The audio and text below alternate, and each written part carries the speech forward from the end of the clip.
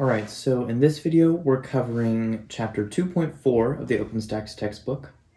This is on mixture and uniform motion problems. And so, yeah, let's just get right in. So the first kind of problem that it talks about in the textbook is coin problems. And really, it's a form of a mixture problem. But I think it's a helpful introduction into how this kind of mixture idea works. So let's say that we have, if you look over here, I have this pile of coins, okay? And in this pile, we have a couple of different kinds of coins. We have pennies and we have nickels. The pennies are these yellow guys and the nickels are the blue ones. So let's just, let's imagine that we wanted to know how much money we had in this pile, right? How would we figure that out? Well, the first thing we would want to do is we'd want to know, okay, how much money are we getting from the pennies, right? What are the pennies giving us? Well, to do that, what we would do is we would say, okay, well, one penny, if each penny is worth 1 cent, then all the pennies will be worth 1 cent times the number of pennies, right? So the value, the total value of all the pennies is going to be the number of pennies, okay, NP, number of pennies, times the value of 1 penny, okay? And I'm going to use that little, the lowercase v for the value of 1 penny. That's going to equal the total value, the capital V value of all the pennies, okay? But in our pile, we also have nickels, right? So nickels are going to be the exact same situation, right? We're going to have our number of nickels multiplied by the value of a single nickel is going to equal the total value of all the nickels, right? And then now, to get the value of our pile, we just take these two things and we combine them. So to do that, we will just add them, right? So this is the same as value of all the pennies plus the value of all the nickels will equal the total value of the entire pile. So, you know, that's helpful. And really, again, I just want to break this down into replacing it with these things that we just came up with, because that's what's really going to be useful. So this VP becomes number of pennies times the value of a single penny. Then we're adding the VN here, which is the number of nickels times the value of a single nickel. Oops. And then that will all equal the total value of the entire pile. So this right here is the equation that we're going to be using a lot with mixture problems. It's not always going to have to do with pennies and nickels and coins like that, but you'll see how it all kind of falls into this sort of a category.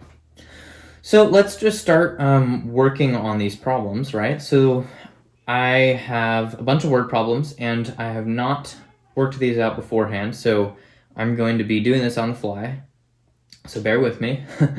But okay, this first question says, Jesse has $3.02 worth of pennies and nickels in his piggy bank. The number of nickels is 3 more than 8 times the number of pennies. How many nickels and pennies does Jesse have? So you can see this is pretty much the exact same thing as what I was just going over with my pile over here. Jesse has his own pile of pennies and nickels.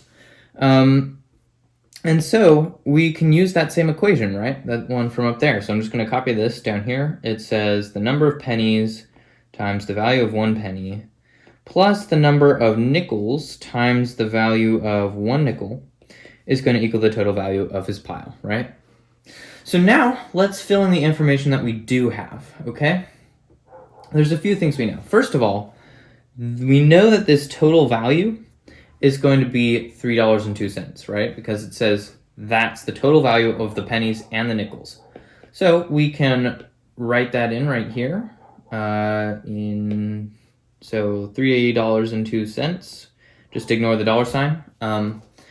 Okay, so we have that, and then what else do we know? We know the value of pennies and nickels, right? A penny is 1 cent and a nickel is 5 cents. Now, I want you to be really careful here because you might, intuitively want to just write, value of penny, you might just want to write 1 for 1 cent. Do not do that. That is wrong, and the reason is that is actually representing $1, one whole dollar. Okay? So in order to get a penny, right, that's actually going to be 0.01, 1 cent, right? It's like if we, this is $0.01. Okay, so we're going to have to write it like that. You can't just write the 1 and the 5 unless you wrote this $3.02 over here. If you just took out the decimal point and wrote it as 302, that's fine. That would work with this 1 over here also. But usually we want the dollars to be kind of our base unit that we're working with. And so when it comes to this, I like to do it with the decimal point, just represented like dollars, and then the cents we represent the way we would write cents in dollars, okay? So I hope that made sense. No pun intended. The point is, when you have pennies and nickels, right, and you're adding them to make a certain number of dollars, you have to remember that cents have to be written as like 0.01 for 1 cent, or 0.05 for the nickel, 5 cents. So just remember that. That is a tricky thing, and it probably will mess a lot of people up. But 0.01, right, that's the value of a penny.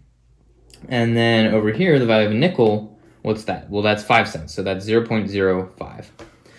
So now we're pretty much all set, except for you'll notice that our equation that we've made has 2 variables in it. It has the number of pennies and the number of nickels. And we don't know either one from this word problem. And that's a problem because we only know how to solve equations that only have 1 variable, right? We can't do them with 2 unless we can relate one of them to the other and turn it into an equation with 1 variable. And that's what we're about to do. So if you remember from our discussion of solving linear equations in 2.1, sometimes with situations where we have 2 variables in an equation, what we can do is we can relate one to the other and then replace it, right? So I'll show you how we're going to do that here. We're going to do it with this sentence that it gives us right here. The number of nickels is 3 more than 8 times the number of pennies. And I'm just going to show you how I would kind of turn that into an equation. So it says the number of nickels, okay, number of nickels is equal to 3 more, so that's plus 3, and then 3 more than 8 times the number of pennies, right? NP. Okay, so now we have this equation that tells us something that we can put in place of the number of nickels. So now if we substitute that in here, right, what we'll get is the number of pennies, right, that stays the same, times 0.01, which is just the value of 1 penny. So this right here gives us the value of all the pennies in Jesse's pile. Then we're going to add the number of nickels, which we now know to be the same as 8 times the number of pennies plus 3. And then we're multiplying by 0.05. That's going to equal $3.02. And now we're ready to go, right? We just simplify and solve it like we would solve any other equation. So that's the same as saying the number of pennies times 0.01 plus, okay, let's distribute the 0.05. 0.05 times 8 is going to be 0.40, right? And that's times NP. Plus, and then 3 times 0.05 is 0.15. That's going to equal $3.02. Okay, and now what we can do, actually, let me take this part over here. Let me underline what I'm doing. This part, I'm just going to switch those around, right? And we know we can do that because of the commutative property of multiplication. I'm just going to write it as 0.01 NP so that we can kind of see how this goes. Okay, so now we're going to combine the numbers of pennies, right? So 0.01 plus 0.40 is equal to 0.41 times the number of pennies. plus 0.15 is equal to $3.02. So now we want to subtract 0.15 from both sides. So to do that, we'll just say, okay, 0.41 number of pennies is going to equal $3.02. And we're subtracting 0.15. That gives us 2.87. And then we're going to want to divide by 0.41. So on both sides. So let me just bring this up here. We'll get NP is equal to 2.87 over 0.41. And I've already calculated this. You would have to do the work of actually doing that, but this turns out to be 7. So 7 is the number of pennies here, right? Number of pennies. We're not quite done because it wants us to tell how many pennies and nickels Jesse has. But that's really easy to do. All we have to do is plug this number of pennies into this equation that we have. So that would tell us that the number of nickels is going to equal 8 times the number of pennies, which is 7, and then plus 3. And so 8 times 7 is 56. 56 plus 3 is 59. So 59 would be the number of nickels. Yeah. Okay. Moving on. So again, I want to emphasize, obviously we just used that equation that I wrote right up here. And it was just one of those same problems that we looked at in 2.1 where we have 2 variables and we need to relate them to turn it into 1 variable, right? Okay, so this is our next problem, and what you'll notice with this problem is that it's not coins, but it is really the same thing. It's the exact same process, and I'll demonstrate that here. So it says Danny paid $15.75 for stamps. The number of 49-cent stamps was 5 less than 3 times the number of 35-cent stamps. How many 49-cent stamps and 35-cent stamps did Danny buy? So, for this problem, what I want you to think about is the fact that Danny now has this collection of stamps, right? So he's got these 49-cent stamps, and then he has some 35-cent stamps, right? And we don't know how many of each he has yet, but they have different values, right? They're different types of stamps with different values, and he just has a collection of them, which is pretty much the exact same thing that we have with the coins, right? A collection of coins, each one has different values. So really, this is exactly the same thing. And our equation will look very, very similar. All we'll say is, I'm going to say F is the number of 49-cent stamps, F for 49, times the value of a 49-cent stamp, which is 49 cents, right? And we write that. Don't write it as just 49. You have to write 0.49, right? So the number of 49-cent stamps times 49 cents plus the number of 35-cent stamps, which I will write as a T, times the value of, 35-cent stamps.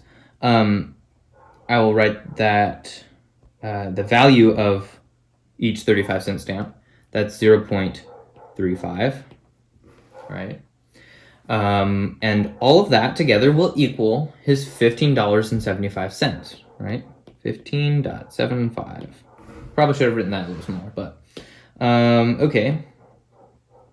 And actually, let me get these out of the way and move this over so that we'll have room for everything we need to do. So again, you'll notice our equation has 2 variables, f and t. And so what are we going to need to do? We're going to need to relate them to each other somehow. So let's look at our problem. Does it tell us anything about that? Yes, it does. It says the number of 49-cent stamps was 5 less than 3 times the number of 35-cent stamps. So let's write that down. The number of 49-cent stamps, that is F, was 5 less, so minus 5, than 3 times the number of 35-cent stamps, which is T. And so that would be our equation, right? F equals 3t minus 5. And so we'll substitute again. So where we see this f, we'll replace it with 3t minus 5. We're going to get, let me write the 0.49 in front, just for the sake of that.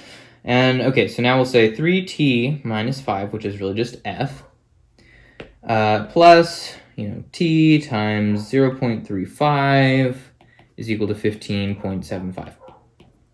We'll distribute that 0.49, right? So let me see, what's 0.49 times 3? 1.47. 1.47t minus, now we're going to multiply by 5, that's 2.45, plus 0.35t, right? I just switched those around. And that's still equal to $15.75. Next, I'm going to take these t terms and combine them. So 1.47 plus 0.35, 1.82. So 1.82t minus 2.45 is equal to $15.75. We're almost there, just 2 more steps. So first we're going to add $2.45 to both sides. 1.82t is equal to, let's see, that'll be 18.20, is that right? I never trust my math in my head. 2.45. Yep, 18.2. And then we're going to divide. So t is equal to 18.20 divided by 1.82. And actually, this should have been a dead giveaway for me. You'll notice that those are actually only off by 10, right? So this is actually going to equal 10. And that is the number of 35-cent stamps, is 10. Okay? So then the other thing we need to do, of course, is take that and use it to find the number of 49-cent stamps. So to do that, we are just going to plug it into that equation that we had before. So we'll say f is equal to 3 times t is now known to be 10, and then minus 5. And so 3 times 10 is 30, 30 minus 5 is 25. So we have 25 is the number of 49-cent stamps, and 10 is the number of 35-cent stamps. Okay, so it's the exact same thing as that last problem, but we're using stamps instead of coins. I'm just trying to kind of show you how versatile this mixture idea is. We're going to do, I think, one more mixture problem. Yeah, one more mixture problem. And this one's also going to be a little bit different in how we work things out, but I'll show you. It's pretty much the same. So we have a whale watching ship, and it has 40 paying passengers on board. The total revenue collected from tickets was $1,196. The full fare passengers paid $32 each, and reduced fare passengers paid $26 each. How many full and reduced fare passengers were on the ship? So, again, recognize this is a mixture, right? We have some passengers who are full fare passengers, and then we have others who are reduced fare passengers. They had some kind of a discount or something. And we know the total amount that we have, but we just need to get the number of the full and reduced fare passengers, right, that were on the ship. So the way to do that is very, very similar to what we've been doing, right? I'm going to say F is the number of full fare passengers. We're going to multiply that by, each full fare passenger paid $32 each. So 32, and realize this is dollars now, not cents, so we can just write the number. Okay, that plus R is the number of reduced fare passengers, and they're each paying $26. And then all of this together will equal $1,196. Okay? So this should be a fairly simple problem, except that we have, those two variables again. And you'll notice this time it doesn't tell us anything like, oh, the number of full fare passengers was 3 times the reduced fare passengers plus 8 or something like that. It doesn't give us anything like that. What it does give us, which is key, is that there were 40 paying passengers total. Okay? So how does this help us? Well, what we can say, if there were 40 paying passengers total, let's say we have, F, our number of full fare passengers. That's going to be some amount of those 40, right? And so the rest are going to be reduced fare passengers. So how do we represent that? Well, we can say that the number of full fare passengers is going to be equal to 40 minus the number of reduced fare passengers, okay? If that doesn't make sense, let's just kind of reiterate. If we have all of our 40 passengers, right? So actually, let me draw those passengers again. Maybe this will be helpful. If we have all of our, 40 passengers, except I'm not going to draw 40 of them, and we want to know how many of them were full fare, all we have to do is take out or subtract all of these passengers that are reduced fare passengers, right? So if we take those out of the 40, now we're just left with the ones that were full fare passengers. So that's where we get this equation from. Okay, and it's the exact same step as those last few equations, like the 3t minus 5 or, 3t minus 5 up there. It's the exact same thing. It's just kind of a different way of putting it, right? If we have the total, then we know that one group is going to be the total minus the other group, right? So now we can use that in our equation. So we'll just say we know that F is the same thing as 40 minus R, right? So I'll say 40 minus R times 32 plus, then we have 26 times R, I'll say, or just 26R is equal to 1196. We'll distribute that 32. 32 times 40 is 1,280. We're subtracting 32R. And then we're adding 26R. That is equal to 1,196. Now I'm going to combine those R's. So 1280 minus 8R, right? 30 minus 32 plus 26, that's going to be 8 minus 8, is equal to 1,196. We're going to subtract 1280 from both sides, so we're going to have minus 8R is equal to, and then I'll have 1196 minus 1280, which is negative 84. And then now we're just going to divide by negative 8 on both sides. So we'll get R is equal to negative 84 divided by negative 8. Those negatives are going to cancel out, obviously. And then we'll just get 84 divided by 8, which is 10.5. Ooh, I did something wrong, didn't I, right? You see that I got a decimal, right? And that's a bad sign because it's awfully hard to have 0.5 passengers, right? So what did I do wrong here? You probably already saw what I did wrong. Let's see. The reduced fare passengers paid 26 each. We had 40 paying passengers, 32 each for them. And okay, let's just check each of our steps. The full fare passengers each paid $32. Reduced fare passengers each paid $26. And it comes out to be 1,196, right? We kept this going here. And the 26R obviously stayed the same. So it must have happened somewhere in here. Let's see, 32 times 40, that is 1280.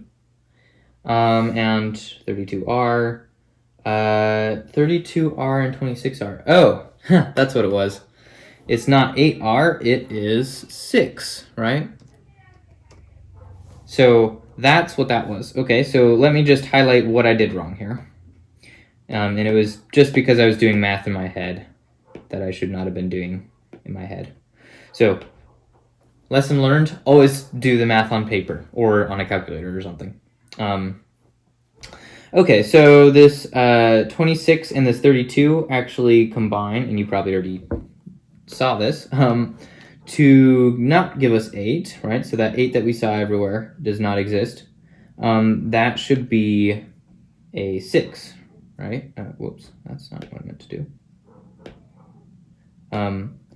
So minus 32 plus 26, that's going to give us minus 6, right? 6, 6, and then another one there. Okay, so now 84 divided by 6 is, in fact, 14. So that is a correct answer, the correct answer for the number of reduced fare passengers. And then we need to figure out the number of full fare passengers, right? So from that, we would just use this equation. So the number of full fare passengers is just going to be equal to 40 minus 14. I'm not going to try and do any math in my head at this point. That is 26. So there were 26 full fare passengers and 14 reduced fare passengers. So there you go. That's it for our mixture problems.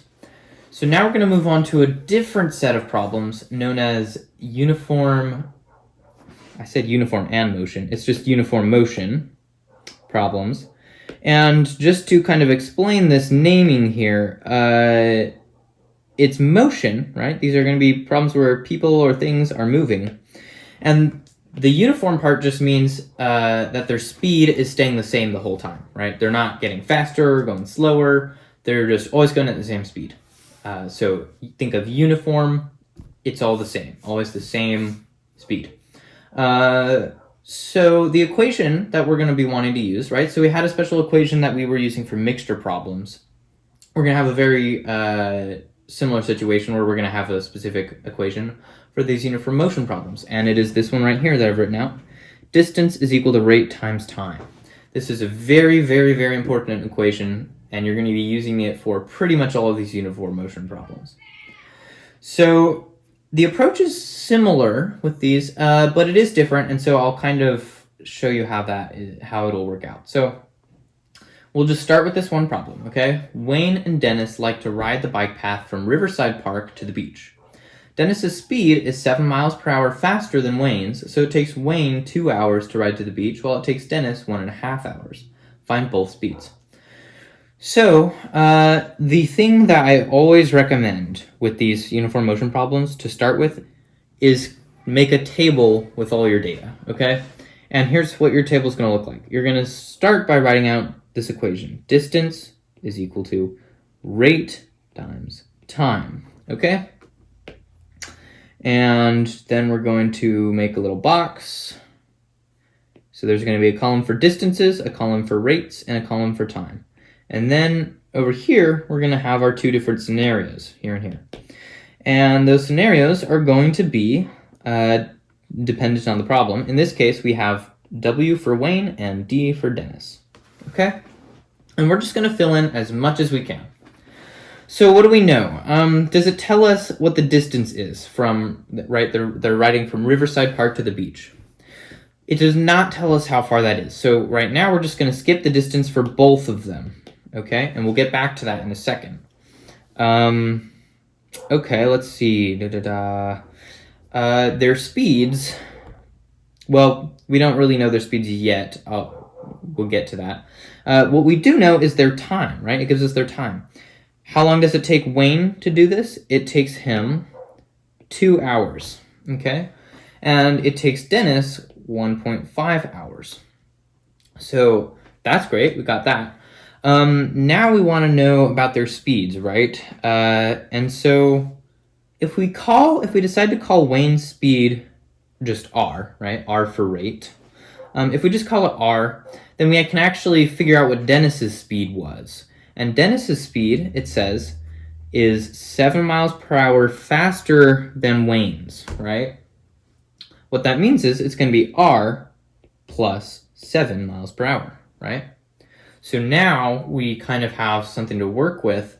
And because of this equation, right, d equals r times t, we can actually fill in those d spaces now, right? Because d, the distance, is just going to be equal to the rate times the time. So this 2 times this r for Wayne, 2r will be the distance, right? Because we're taking his rate and multiplying it by the time to get the distance, right? That's the equation that we had. And same thing for Dennis, right? We're going to take 1.5 hours, I'm going to write it kind of sideways like this, times r plus 7. Okay, so now that we have our table filled in, the next step, because we're trying to find their speeds, right? The next step is we want to try and find a way, to link Wayne and Dennis. Okay, we want to link their situations somehow. And the way we're going to do it in this case is, if you think about our situation, what do we know that they're both doing? They're both riding from Riverside Park to the beach, which means that their distance is going to be the same, right? So we can actually say that these distances are equal, and we can pull that out into an equation that we can use, which says 2r is equal to 1.5 times r plus 7.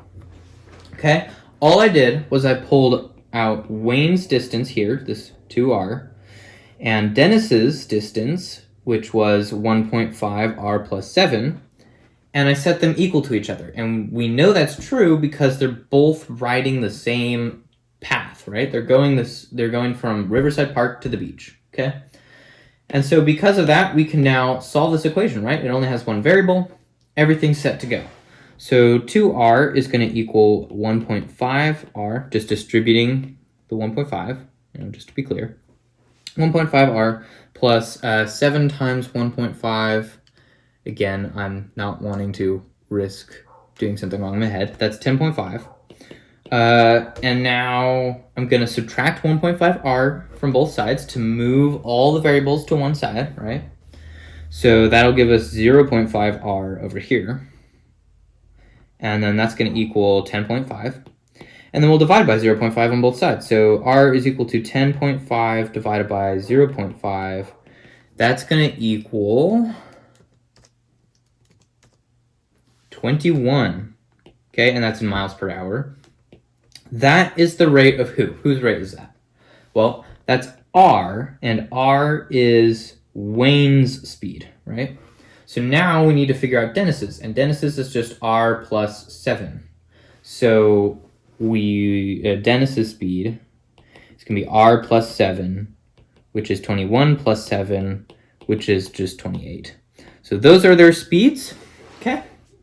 So just to kind of recap what we did, and what you're going to be doing in all these uniform motion problems, is we created a table using our equation, distance equals rate times time, and then we filled in all the data that we could find. We used that equation to get the distances, right? And then we set those distances equal to each other. Now, you're not always going to set the distances equal to each other, or anything equal to each other. Sometimes you'll set the rate equal to each other, the time equal to each other. Sometimes it'll be something else, and we have a problem with that in this video. But the point is, you're finding something to connect them, okay? And that is the key to solving these problems. You need to find the connection. So let's go to the next problem, and we'll do this again. This one's a little bit different. So it says, Karina is driving from her house in Anaheim to Berkeley on the same day that her brother is driving from Berkeley to Anaheim. So they meet for lunch at Buttonwillow. The distance from Anaheim to Berkeley is 395 miles. It takes Karina 3 hours to get to Buttonwillow, while it takes her brother 4 hours. Karina's average speed is 15 miles per hour faster than her brother's. Find their speeds.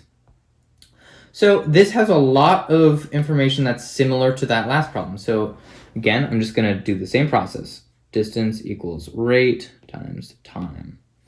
And we'll create our box. Distance, rate, and time. And then we're going to have one for I'll say C for Karina and B for her brother. And now we're going to fill in our information that we know. So it says it takes Karina 3 hours to get to Buttonwillow.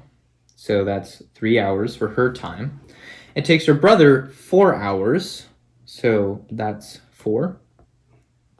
It says that Karina's average speed is 15 miles per hour faster than her brother's. So what we can say is, if her brother's rate is R, then Karina's rate will be R plus 15, right? Now, here's the tricky thing with the distance, okay? We cannot set their distances equal to each other, right? I am going to do the same thing we did in that last problem where we take the rate and the time and get the distance, right? We're going to multiply the time times the rate. So 3 times r plus 15 would be Karina's distance, and then 4r would be her brother's distance. So that's still true, but we can't set those equal to each other this time. We're not told that Buttonwillow is an equal distance from Anaheim and Berkeley. I honestly don't know if it is or not. What we are told, this piece of information that we have still up here, is that the total distance between the two is 395 miles. How can we use that? Well, it's just going to be an equation that's set up a little bit differently. So what we know is that the distance that Karina goes to Buttonwillow, that is 3 times r plus 15, which I just grabbed out of here, that plus the distance that her brother went, right, which was 4r, is going to be equal to that total distance of 395 miles, okay? That's our equation setup, but I just want to make it clear what we just did. Instead of setting things equal to each other, what we had to do was we had to take this total distance, and we know that if we add the distance that Karina went to the distance her brother went, because they're coming from opposite directions, that will make up the total distance of the whole place. In other words, if this is our path from Anaheim here to Berkeley, then let's say Buttonwillow is right here, then this distance is Karina's distance that she goes. That's 3 times r plus 15. And then this is the distance that her brother went, which is 4r.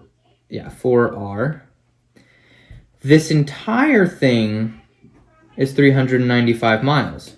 So we know that this 3r plus 15 plus this 4r is equal to 395 miles, okay? That's how we built that up. And so you just have to be prepared for things like that. Sometimes it's not going to be as simple as setting some things equal to each other. Sometimes you'll have to think a little bit outside the box. But it's not too hard.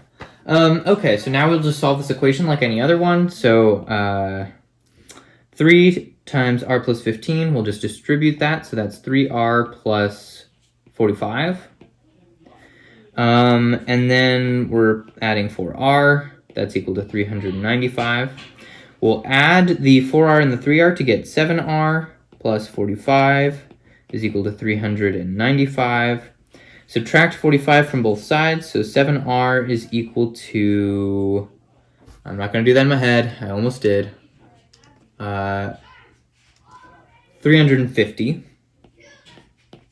right? And then we're going to divide by 7, so r is going to equal 350 divided by 7, which is going to give us 50, right?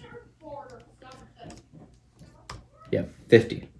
So that is the r, right? And r is the rate of her brother. So what is Karina's rate? Well, Karina's rate is r plus 15.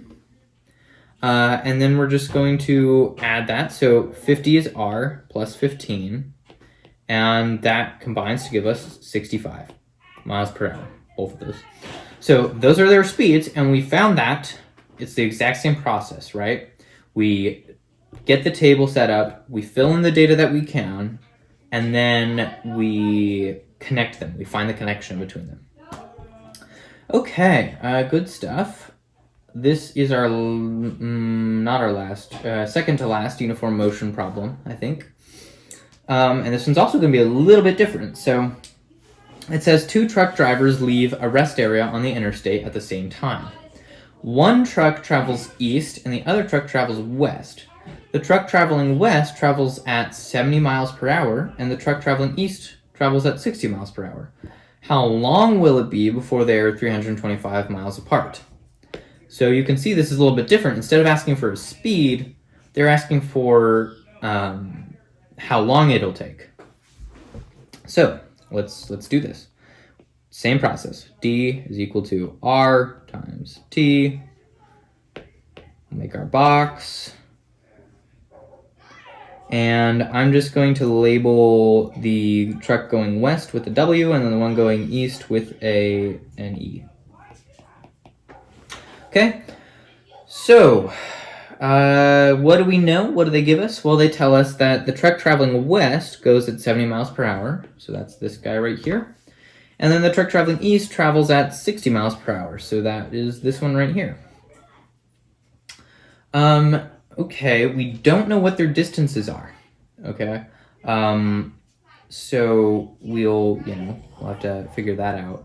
And what we're looking for is their time, the time it takes. Now, what we could do is we could say, you could try and fill in this with a T, right? And we know that it's going to take them both the same amount of time, right? If it takes them sorry, I'm trying to say too much. Okay, both of the trucks are traveling away from each other. By the time they stop and are 325 miles apart, it doesn't matter which one went farther, it still took both of them the same amount of time. And so, if you think about it, right, we have something that's going to be equal to each other, we're actually going to want that to be our link, probably, right? That link that will help us make an equation. And in that case, we don't want to use this variable t here. Instead, what we want to do is we want to make a variable d, okay? Because we don't know how far they went, but similar to that whale and the passengers problem, what we can say is that if the truck going west, if his distance that he goes is d, then the distance of the east truck, that's going to be 325 miles minus d, right? That's going to be whatever is left. And so now that we have this, we can get this t from this equation. But before we can do that, we have to solve it for t, right? So if d is r times t, to get t, we need to divide by r on both sides. So d over r is equal to t, right? So we're going to take the distance, which is d, and divide by 70. And then we're going to take this other distance, 325 minus d, and we're dividing by 60. And so now we have our equation, right? Because what did we just talk about? We talked about the fact that the time was going to be the same for both. So what we can say is, and I'm just going to put this over here, d over 70 will equal 325 minus d over 60. Okay, so what are we going to start by doing? I think maybe the best thing to do would just be to clear out those denominators, those fractions. And you could do that a couple different ways. I'm going to do the LCD method that we talked about in, that was 2.1. Okay, so 60, that's going to equal, 60 is equal to 6 times 10, which is 2 times 3 times 2 times 5, right? And so that's 2 times 2 times 3 times 5. And then 70, that's 7 times 10, which is just 2 times 5 for 10, and then times 7. So 2 times 5 times 7. Now our LCD then will be, we'll need two 2's, so 2 times 2, and then a 3, and a 5, and a 7. And that will be equal to, I'm just put this through the calculator, 2 times 2 times 3 times 5 times 7, that is 420. Is that right? Yeah. Okay, and so now, if we multiply that by both sides, times both sides, times 420, these will cancel, so this is going to cancel with that, and let's see, 2, 2, 3, 5, so we're going to get 7. This is going to cancel with that, and we're going to get 6, I think. And then we'll erase this so that we have room to continue. Now we're going to have 6 times d is equal to 325 minus d times 7, right? We'll distribute that 7, so 6d is equal to, let's see, 325 times 7.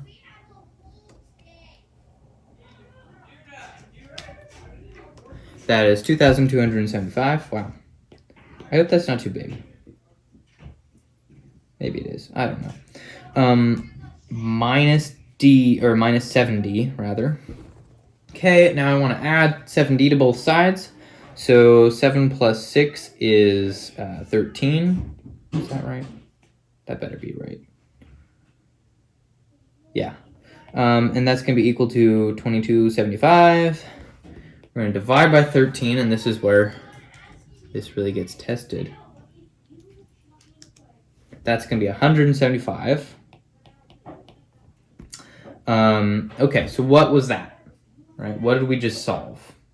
We solved, with this, we solved for the distance that the west truck went. But we don't really care how far the west truck went.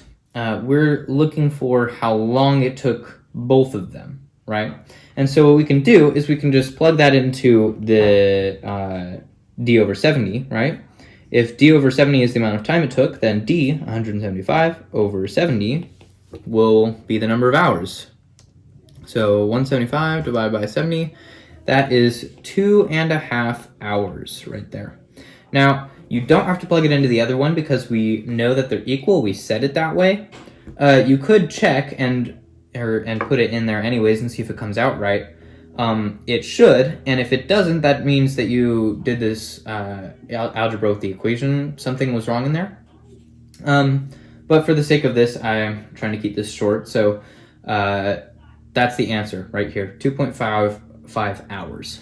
Okay, this is our last problem. And this one's interesting. It's actually just as simple as all these other ones. The difference here is going to be we want to pay attention to units. So it says when Alex walks to school, it takes her 30 minutes. Okay, let's emphasize that. 30 minutes. If she rides her bike, it takes her 15 minutes.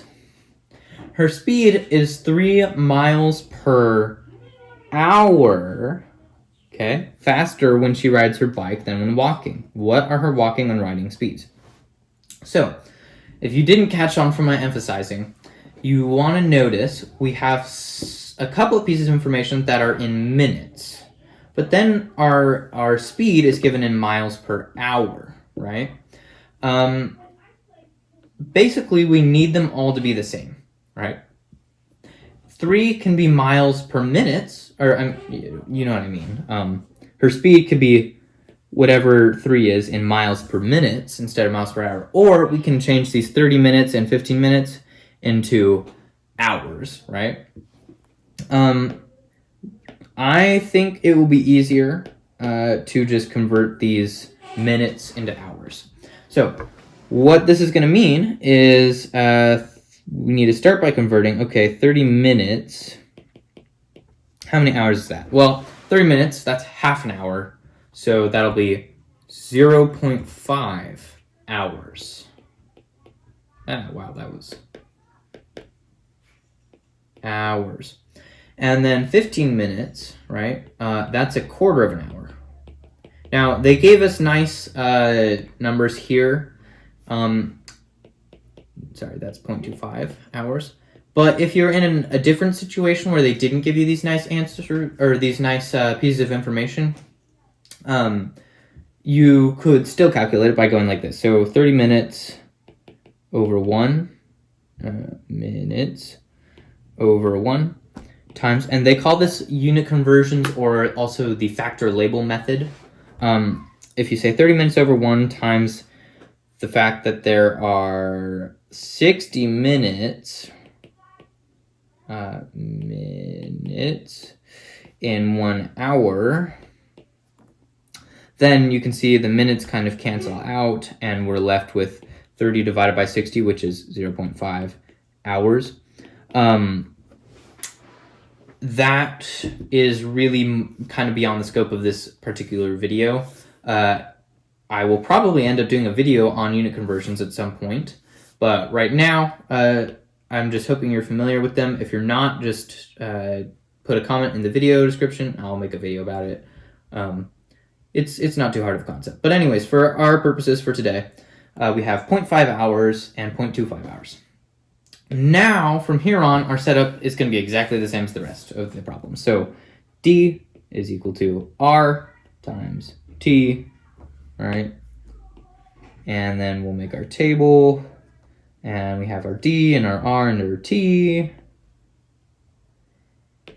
And, okay, so let's do W for walking and B for biking. Okay, so what does it tell us? When Alex walks to school, it takes her 30 minutes. That's when she walks. So walking time, sorry, not 30 minutes. That's not, see, I'm already messing up.